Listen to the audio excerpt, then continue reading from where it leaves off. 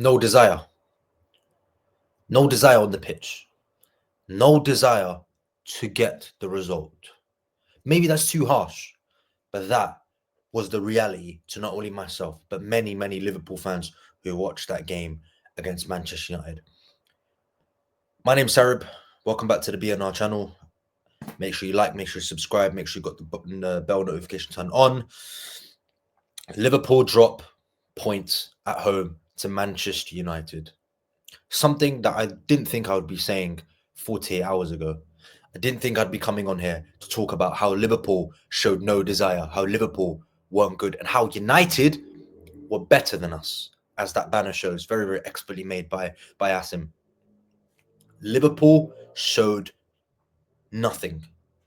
Liverpool were very, very bad in and out of possession, and that is not something that I've said very, very often on the Born and Red YouTube channel.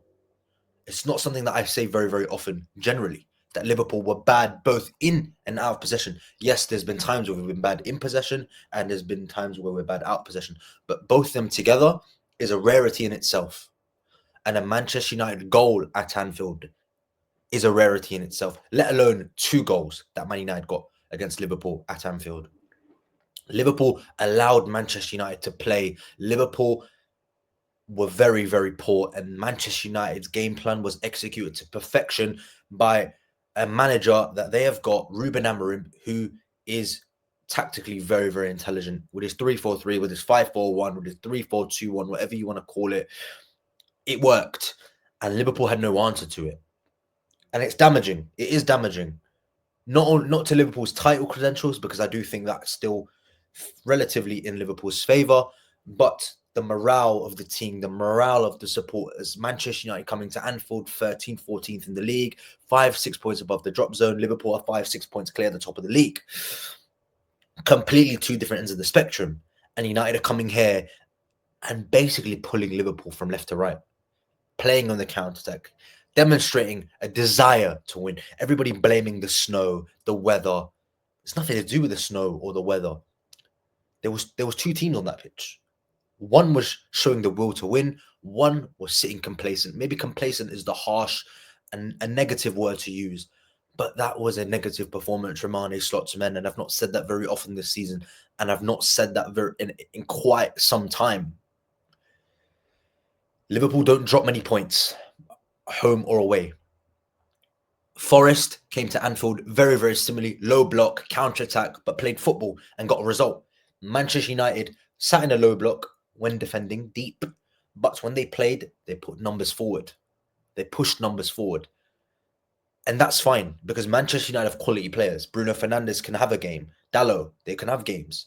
Ugarte, they've got good players. Amad Diallo, Højlund. They have got quality in their squad, not only in their 11, but on their substitute bench as well.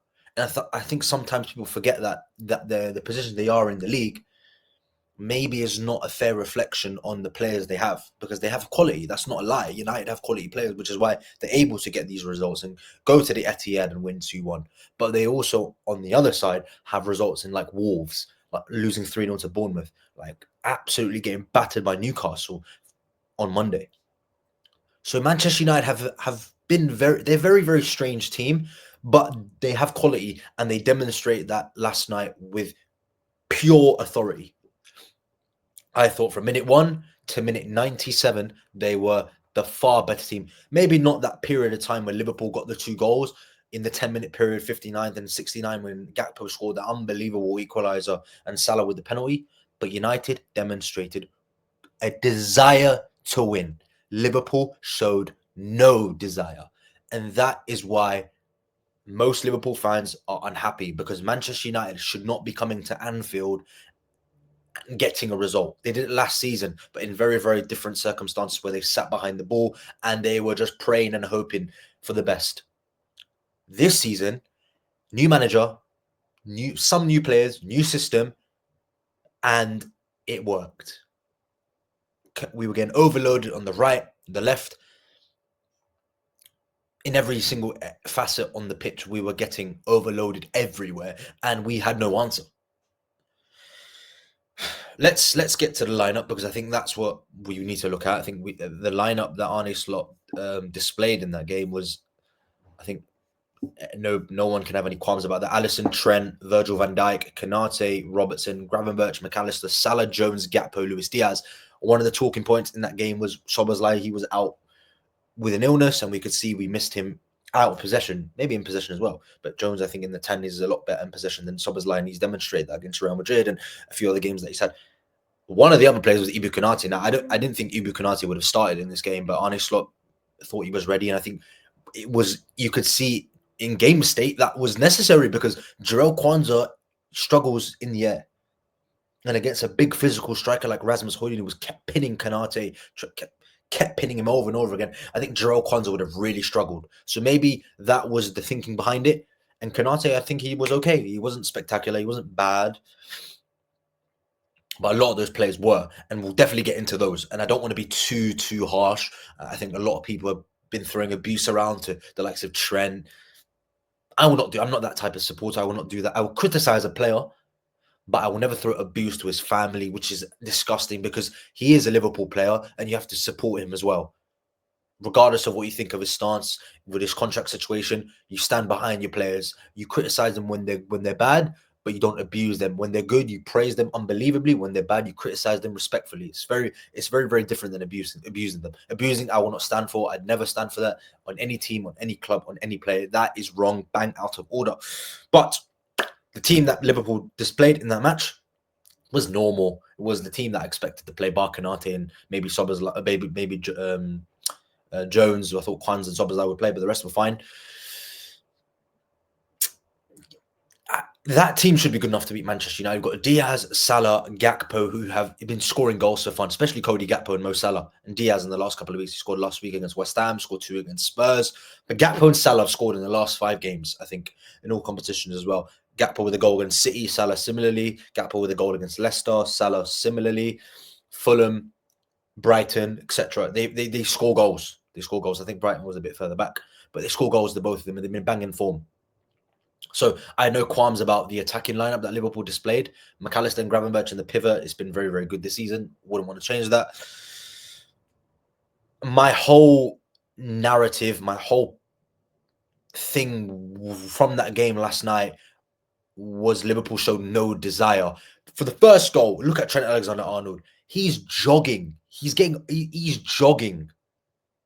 No willingness to get back there and win the ball. He's jogging. You're already under so much scrutiny from a lot of fans, Liverpool fans and co, and many other supporters who don't agree with what you're doing or what is going on with his contract situation. And you are jogging back.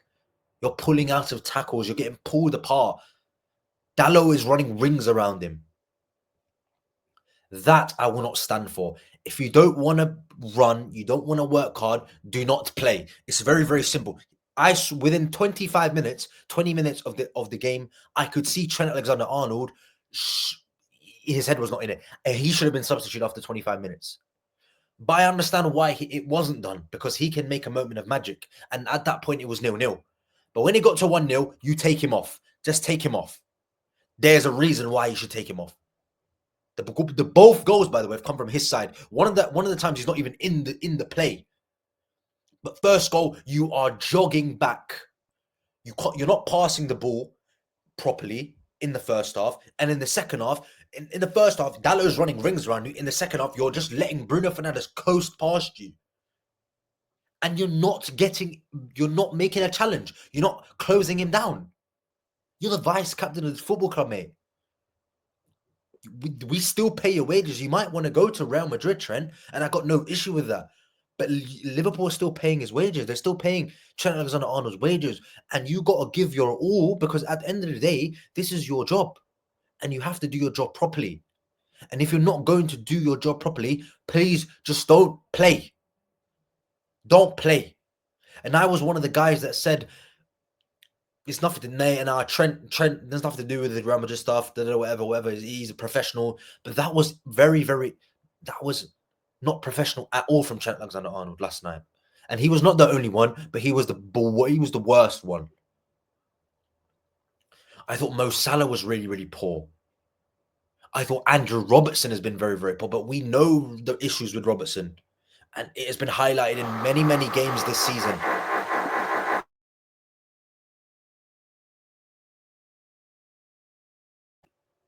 I think my sound went, but it's been highlighted many, many times this season that that Andrew Robertson is a problem for Liverpool. Against Arsenal, he was a problem.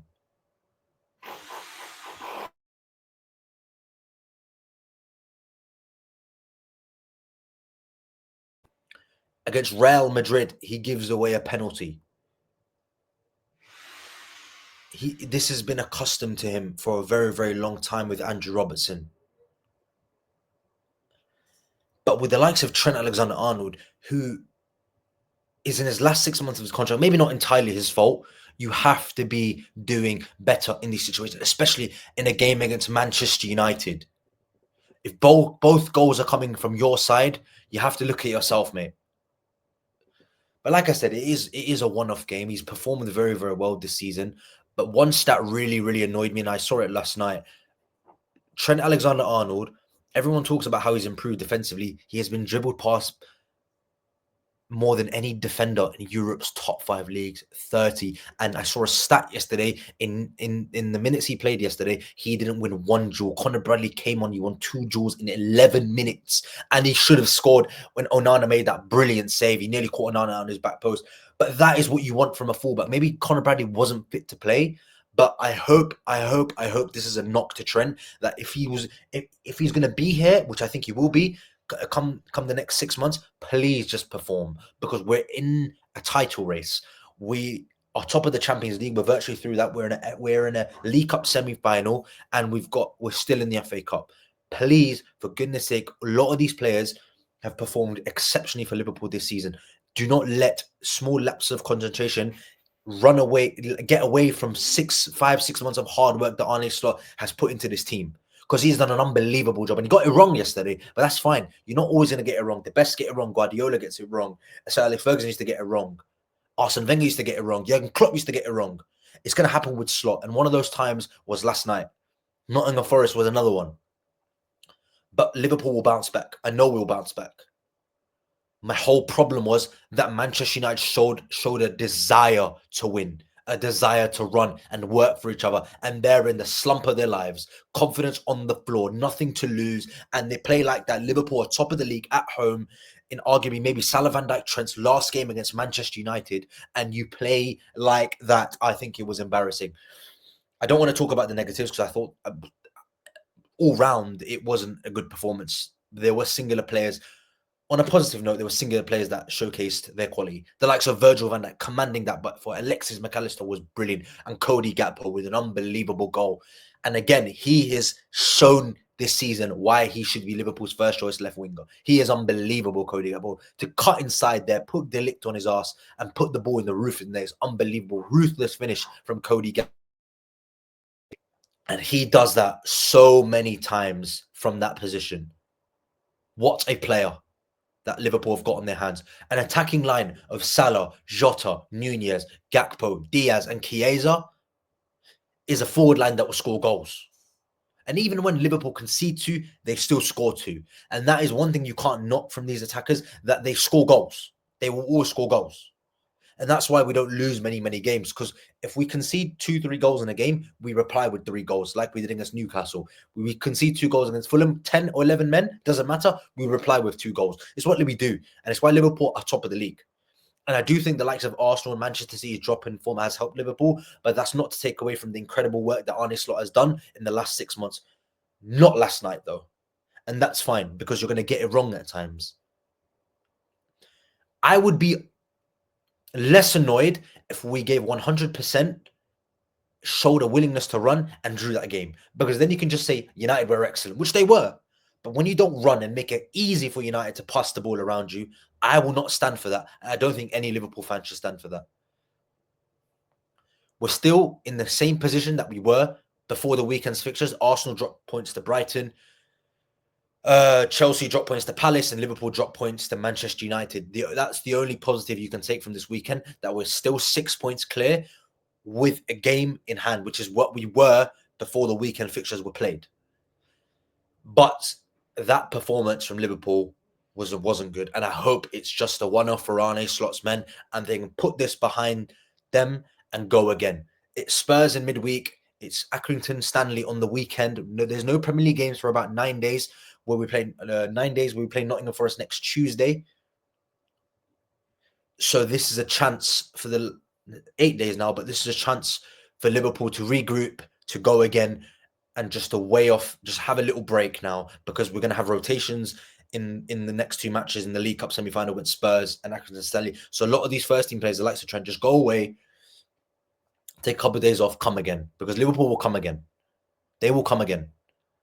And I firmly believe that this has no implications on the title race. I'm more pissed about the performance, not the points tally, because that's still there.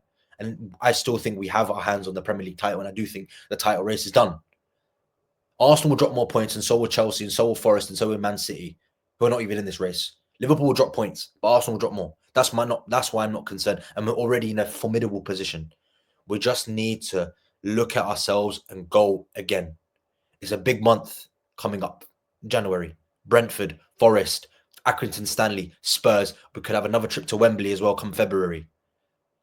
This is the time where we can basically confirm us as champions. Not mathematically, but hypothetically, if you watch the game, you would know. But Liverpool showed no desire. United were better than us. That's not something I thought I would be saying Friday or Saturday or even Sunday prior to kickoff. But that is exactly what happened. We go again, 6 points clear. Arne Slot's men are in an unbelievable position to win this Premier League title. It's nearly in the bag. We just need to keep on winning and stop dropping unnecessary points. We got away with it against Man United, but we need to put our foot on the gas again. But guys, thank you for tuning in. Make sure you like, make sure you subscribe, make sure you click the bell notification on. The race to 20k is on. That was not an intentional rhyme. But guys, from myself, from Asim, from Chin, from Avi, from all the contributors at BNR, we appreciate all your support. Liverpool are 6 points clear. We will go again. Take care, guys, and stay safe.